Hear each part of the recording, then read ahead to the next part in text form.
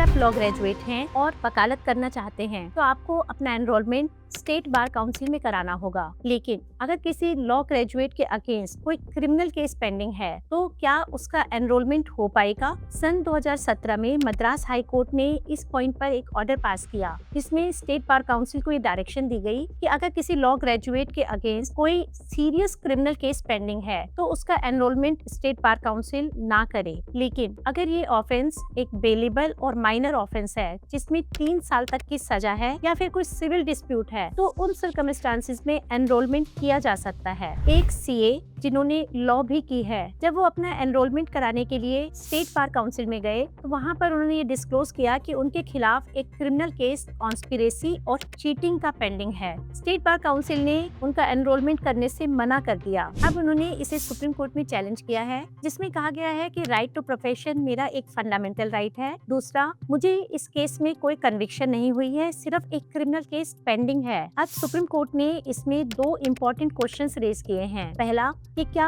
Advocates act में ऐसा कोई प्रोविजन या फिर कोई रूल है? दूसरा, कि अगर किसी वकील के खिलाफ एनरोलमेंट होने के बाद अगर क्रिमिनल केस रजिस्टर हो जाता है तो क्या उसका एनरोलमेंट कैंसिल कर दिया जाएगा? कोर्ट ने बार काउंसिल ऑफ इंडिया को एक नोटिस इशू किया है। तो चलिए अब सुप्रीम कोर्ट के फैसले का इंतजार करते हैं। आपका इस बारे में क्या सोचना है, प्लीज कमेंट करें। वीडियो को ज्यादा से ज्यादा लोगों से शेयर करें और फॉलो करते रहें लीगल कनेक्ट विद नीलम।